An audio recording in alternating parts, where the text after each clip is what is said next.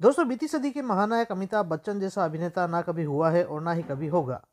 उनकी back to back फिल्में बनती थी, ब्लॉकबस्टर होती थी और आलम यह था कि डायरेक्टर और प्रोड्यूसर की लाइनें उनके घर के सामने लगी रहती थी उन्हें साइन करने के लिए। लेकिन दोस्तों, एक समय ऐसा आया जब उनकी फिल्में लाइन से फ्लॉप होने लगी। फ्लॉप होना स्टार्ट हुई तो फिर रुकी नहीं। उनकी 80 के दशक के बीच से लेकर 80 के दशक खत्म होने तक फिल्में फ्लॉप होती रही। और दोस्तों, आज हम बात करने वाले हैं अमिताभ बच्चन के करियर की 90 के दशक की एकमात्र सुपरहिट फिल्म के बारे में।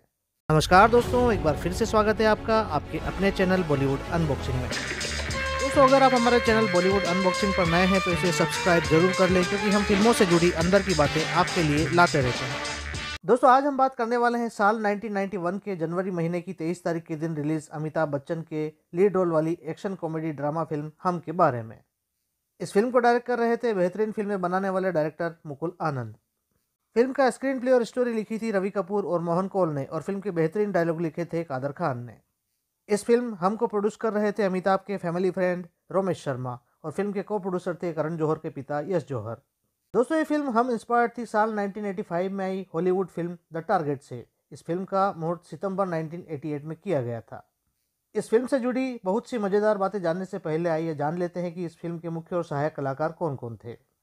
इस फिल्म में अभिनय कर रहे थे अमिताभ बच्चन, रजनीकांत, गोविंदा, दीपा शाही, किमी काटकर, शिल्पा शिरोडकर, डैनी डेंगजोप्पा, अनुपम खेर, अन्नू कपूर, शिवा रिदानी, आशा शर्मा, दीपक शिर्के, अपराजिता, तबस्सुम गोविल, गुड्डी मारुति, विजू खोटे, शम्मी, रोमेश शर्मा और डबल रोल में कादर खान। इस फिल्म के प्रोड्यूसर रहे रोमेश शर्मा, अमिताभ बच्चन और जया बच्चन के फैमिली फ्रेंड थे। यह फिल्म उनके द्वारा प्रोड्यूस की हुई चौथी फिल्म थी। इससे पहले वे एतबार, दिल जले और गुजराती फिल्म कंकु की कीमत को प्रोड्यूस कर चुके थे। दोस्तों, रोमेश शर्मा ने कई फिल्मों में अभिनय भी किया, जिसमें से एक फिल्म द बर्निंग ट्रेन में उनका छोटा सा रोल नोटेबल रहा था। फिल्म द बर्निंग ट्रेन में जो न्यू मैरिड कपल ट्रेन में जलकर मर जाता है, उस कपल में जो हीरो थे वे रोमेश शर्मा ही थे। रोमेश शर्मा ने इस फिल्म हम में किमी काटकर के भाई और अमिताभ के जिगरी दोस्त गोंजाल्वेज का किरदार भी निभाया था। फिल्म में अमिताभ अक्सर रोमेश शर्मा को गंदी नाली के कीड़े वाला डायलॉग सुनाते हुए दिखाई देते हैं। दोस्तों, बाद में रोमेश शर्मा ने साल 2005 में अपने बेटे करण शर्मा को लेकर एक फिल्म भी डायरेक्ट की थी, जिसका नाम था दिल जो भी कहे। इस फिल्म में अमिताभ ने करण शर्मा के पिता की भूमिका निभाई थी। यह फिल्म हम एकमात्र ऐसी फिल्म है जिसमें अमिताभ की हीरोइन के रूप में किमी काटकर को कास्ट किया गया था। किमी काटकर ने भी अपने रोल को फिल्म में बेहतरीन तरीके से प्ले किया और कभी भी ये नहीं लगने दिया कि वे इतने उम्रदराज अभिनेता की हीरोइन बनी है। हालांकि माधुरी दीक्षित के सेक्रेटरी रिक्कू राकेश नाथ का यह दावा था कि माधुरी दीक्षित को किमी काटकर वाला रोल सबसे पहले ऑफर किया गया था, लेकिन उनके पास प्रॉपर डेट्स नहीं थी, इसलिए माधुरी दीक्षित ने वह रोल नहीं किया। दोस्तों, इस फिल्म के लीड विलन थे डैनी। इस फिल्म के जितने बड़े लीड विलेन डैनी डेंगजोप्पा थे, उससे भी बड़े विलन थे अनुपम खेर और अन्नू कपूर। अनुपम खेर और अन्नू कपूर ने इस पूरी फिल्म में मैचिंग आउटफिट पहने हैं। और तो और अन्नू कपूर ने अपनी सिमिलरिटी अनुपम खेर से बनाए रखने के लिए अपना सिर तक मुंडवा लिया था। इस फिल्म हम की शूटिंग के पहले ही दिन अनुपम खेर को लगा कि उनके किरदार में जोश की कमी है, वे इस रोल में कुछ मिस कर रहे हैं। अनुपम खेर ने डायरेक्टर मुकुल आनंद से इस बारे में बात की और अपने किरदार में बदलाव करके इसे हास्यास्पद बनाया, और साथ ही हरियाणवी लहजे में बोलने का फैसला किया, जिसे दर्शकों का खूब प्यार मिला। असल में यह रोल गुलशन ग्रोवर को करना था। इस रोल में गुलशन ग्रोवर को ही कास्ट किया गया था और वे इसे लेकर काफ़ी एक्साइटेड भी थे, क्योंकि वे पहली बार अमिताभ बच्चन के साथ में काम करने वाले थे। डायरेक्टर मुकुल आनंद ने इस फिल्म के लिए गुलशन ग्रोवर से बल्क में डेट्स मांगी, लेकिन गुलशन ग्रोवर को मिथुन चक्रवर्ती स्टारर उमेश मेहरा की फिल्म शिकारी की शूटिंग के लिए साउथ अफ्रीका जाना था। गुलशन ग्रोवर ने बल्क में तारीखें देने से इनकार कर दिया, तो बाद में अनुपम खेर ने वह रोल प्ले किया। दोस्तों, इस फिल्म में अमिताभ के माता पिता की भूमिका निभाई थी आशा शर्मा और दीपक शिर्के ने। दीपक शिर्के अमिताभ के पिता बने हैं, लेकिन वे रियल लाइफ में अमिताभ से उम्र में 15 साल छोटे हैं। इस फिल्म की शूटिंग के दौरान हर एक्टर ने बढ़ चढ़ के शूटिंग में हिस्सा लिया, लेकिन जो एक्टर इस फिल्म के लिए सबसे बड़ी कमजोरी बना वह थे गोविंदा। जब साल 1988 में गोविंदा ने यह फिल्म साइन की थी, तब उनके पास में 38 फिल्में अंडर प्रोडक्शन थी। लेकिन यह पहली बार था जब अमिताभ बच्चन के साथ में उन्हें कोई फिल्म ऑफर हुई थी। उन्होंने यह भी नहीं पूछा था कि फिल्म में उनका रोल क्या है और कितना बड़ा है। उन्होंने तपाक से फिल्म साइन कर ली थी। लेकिन उन्होंने शूटिंग के दौरान निर्माता रोमेश शर्मा, निर्देशक मुकुल आनंद के साथ साथ फिल्म के सभी कलाकारों को एंडलेस फिल्म के सेट पर वेट करवाया। गोविंदा ने अपनी डेब्यू फिल्म तन बदन के बाद कई फिल्में साइन की थी, लेकिन कोई भी फिल्म इतनी बड़ी फिल्म नहीं थी।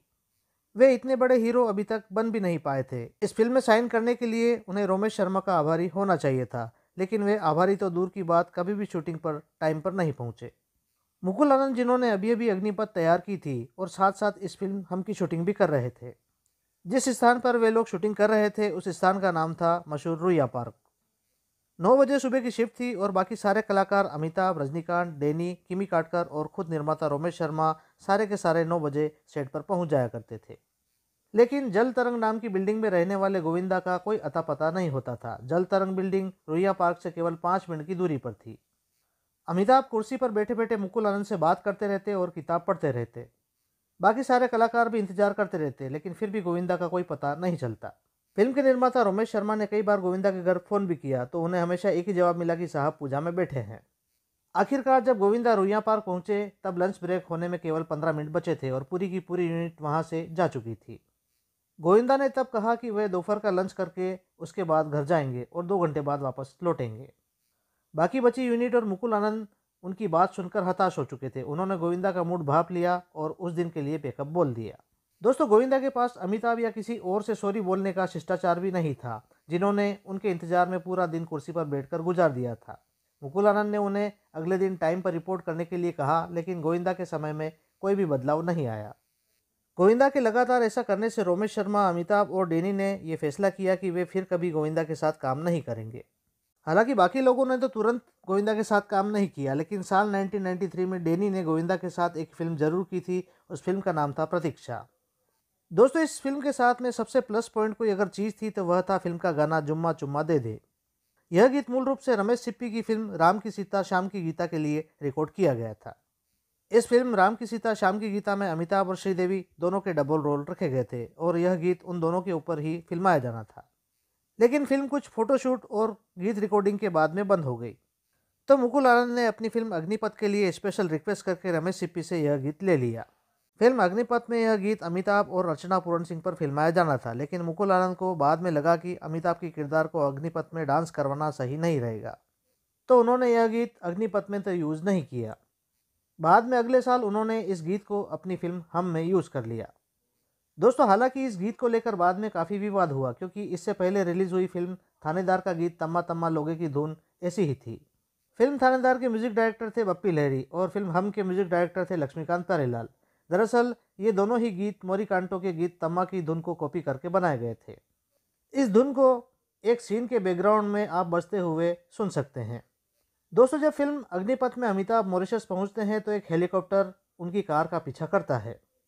इस सीन के दौरान बैकग्राउंड में जो म्यूजिक बजता है वह वही धुन है। इसी धुन को कॉपी करके ये दोनों गीत तैयार किए गए थे। दोस्तों, यह गीत अमिताभ और श्रीदेवी पर फिल्माया भले ही न गया हो, लेकिन इस फिल्म हम की रिलीज से पहले ही यह गीत काफ़ी पॉपुलर हो चुका था।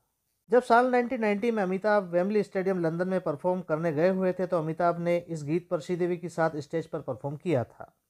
दोस्तों, इस फिल्म में रजनीकांत की बेटी की भूमिका एक छोटी लड़की ज्योति ने निभाई थी, जिसने फिल्म थानेदार में भी जितेंद्र की बेटी का रोल प्ले किया था। इत्तेफाक से दोनों ही फिल्मों के गीत को लेकर काफ़ी विवाद हुआ था, जिसमें से जुम्मा चुम्मा दे दे ज़्यादा सक्सेस रहा था। दोस्तों, इस फिल्म का एक गीत है जिसके बोल थे सनम मेरे सनम। इस गीत को गोविंदा और शिल्पा शिरोडकर के ऊपर फिल्माया गया था। यह गीत हवाई जहाज के ऊपर फिल्माया जा रहा था। जमीन पर खड़े हुए हवाई जहाज के विंग से 15 फीट नीचे गिर जाने के कारण शिल्पा शिरोडकर का पैर फ्रैक्चर हो गया था, जिसके कारण भी शूटिंग कई दिनों तक बाधित रही थी। फिल्म के गीत ले ले चुम्मा ले ले की शूटिंग एक रियल लोकेशन पर की गई थी, जहां पर वास्तविक भीड़ थी। दोस्तों, यह भीड़ जूनियर कलाकारों की न होकर वास्तविक भीड़ थी, जिसमें अमिताभ और किमी काटकर को दौड़कर मिलना था। इस सीन की शूटिंग के बाद किमी काटकर ने शिकायत की कि उस भीड़ में कई लोग उन्हें जानबूझकर जगह जगह पर छू रहे थे और अनुचित तरीके से उन्हें हाथ लगा रहे थे। दरअसल हीरोइन को अकेला पाकर लोग फ़ायदा उठाना चाहते थे। दोस्तों, इस फिल्म के लिए कादर खान ने लास्ट बार अमिताभ के लिए डायलॉग लिखे थे। अमिताभ को जिस सीन में जंजीरों से लटकाया जाना था, उस सीन में वे अपना हाथ बुरी तरह से घायल कर चुके थे। वे हफ्तों तक ठीक नहीं हुए और शूटिंग बाधित होती रही। फिल्म के एक पर्टिकुलर शॉट के लिए अमिताभ और फिल्म की टीम को सूर्योदय से पहले शूट करना था। यह सीन ऊटी के उदकमंडल में फिल्माया गया था और वह भी भरी सर्दी में। अमिताभ रोज़ सुबह 4:30 बजे उठते। 3 दिन तक उन्होंने ऐसा ही किया जब तक कि शॉट अप्रूव नहीं हो गया। दोस्तों, साल 1988 में ही डायरेक्टर मुकुल आनंद ने अलग अलग निर्माताओं की 3 फिल्में अग्निपथ, हम और खुदा गवाह लॉन्च की थी। साल 1990 में अग्निपथ, साल 1991 में हम और साल 1992 में खुदा गवाह रिलीज हुई। इन 3 सालों में हर एक साल में एक फिल्म रिलीज हुई। इन तीनों फिल्मों के संगीतकार लक्ष्मीकांत प्यारेलाल थे और गीत आनंद बख्शी ने लिखे थे और हीरो थे अमिताभ। एक कॉमन चीज इन तीनों फिल्मों में यह भी थी कि इन तीनों फिल्मों में डैनी डेंजोप्पा अभिनय कर रहे थे।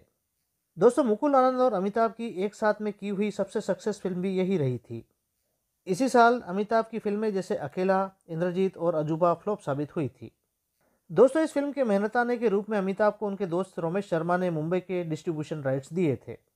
इस फिल्म हम को 55 लाख रुपए के हिसाब से बेचा गया था, जहां इसने 1.5 करोड़ रुपए का बिजनेस मुंबई में ही कर दिया था। फिल्म सुपरहिट साबित हुई थी, लेकिन इसकी हिट को लेकर भी बाद में कई बार कंट्रोवर्सी हुई। फिल्म क्रिटिक्स कोमल नाहटा और अमिताभ बच्चन के बीच इस फिल्म को लेकर विवाद छिड़ गया। दोस्तों, कोमल नाहटा ने सबसे पहले फिल्म हम का बॉक्स ऑफिस कलेक्शन दिया और फिल्म को फ्लॉप साबित कर दिया। इससे अमिताभ नाराज हो गए। उन्होंने फिल्म के फैक्ट्स और आंकड़े लेकर इंटरव्यू दिए। दोस्तों, अमिताभ ने जवाबी कार्रवाई में कहा कि कोमल को अपने काम के बारे में पता नहीं है और वह अमिताभ की फिल्म को लेकर पक्षपात कर रहे हैं। इस फिल्म की सक्सेस को लेकर बोनी कपूर और अमिताभ के बीच भी जुबानी जंग छिड़ गई थी। दरअसल बोनी कपूर खुले तौर पर फिल्म हम की बुराई करते हुए दिखाई दिए। उन्होंने कहा कि फिल्म हम के वास्तविक बॉक्स ऑफिस के आंकड़े वो नहीं है जो दिखाए जा रहे हैं। उन्होंने यह भी कहा कि 80 के दशक के अंत से लेकर 90 के दशक की शुरुआत में अमिताभ की सारी फिल्में बॉक्स ऑफिस पर धूल चाट चुकी है, जबकि अनिल कपूर की कथित फ्लॉप फिल्में भी वितरकों को अच्छा पैसा कमाकर दे जा रही हैं। दोस्तों, कई मैगजीन्स में इस तरह के बयानों ने अमिताभ और बोनी कपूर के बीच में सालों तक एक अदृश्य दीवार खड़ी कर दी थी। इस फिल्म की सक्सेस का विवाद कुछ भी रहा हो, लेकिन फिल्म हम एक बेहतरीन फिल्म होने के साथ साथ सुपरहिट फिल्म भी थी। यह फिल्म इतनी बड़ी हिट रही थी कि इसे तमिल में बादशाह के नाम से बनाया गया। तमिल में बनी इस फिल्म में डैनी वाला कैरेक्टर एक्टर रघुवरन ने प्ले किया था और वह फिल्म भी सुपरहिट साबित हुई थी। इस फिल्म की शूटिंग ऊटी, मुंबई और मॉरिशस में की गई थी। इस फिल्म को 4 फिल्मफेयर नॉमिनेशन मिले थे और फिल्म ने 3 फिल्मफेयर अवार्ड भी जीते थे। इस फिल्म से जीता था अमिताभ बच्चन ने बेस्ट एक्टर का अवार्ड। बेस्ट कोरियोग्राफी का अवार्ड मिला था चिन्नी प्रकाश को फिल्म के गीत जुम्मा चुम्मा दे दे के लिए। आर वर्मन शेट्टी ने जीता था इस फिल्म के लिए बेस्ट आर्ट डायरेक्टर का फिल्मफेयर अवार्ड। जैसा कि हम पहले ही बता चुके हैं, इस फिल्म का म्यूजिक लक्ष्मीकांत प्यारेलाल ने कंपोज किया था और यह उनका बेहतरीन म्यूजिक में से एक था। इस फिल्म के म्यूजिक एल्बम में कुल 7 गीत रखे गए थे, जिन्हें शुरू से सजाया था उदित नारायण, मोहम्मद अजीज, सुदेश भोसले, विनय मंडके, अमित कुमार, अलका याग्निक, सोनाली वाजपेयी, कविता कृष्णमूर्ति और शोभा जोशी ने। दोस्तों, जहां इस फिल्म का म्यूजिक केवल 30 लाख रुपए में बिका था, वहीं इसके साउंड ट्रैक के 3 मिलियन यूनिट्स बेचे गए थे। यह भी अपने आप में एक रिकॉर्ड था। दोस्तों, आज के वीडियो में बस इतना ही। वीडियो में दी गई जानकारी आपको अच्छी लगी हो तो इस वीडियो को लाइक करें और साथ साथ हमारे चैनल बॉलीवुड अनबॉक्सिंग को सब्सक्राइब जरूर करें। धन्यवाद।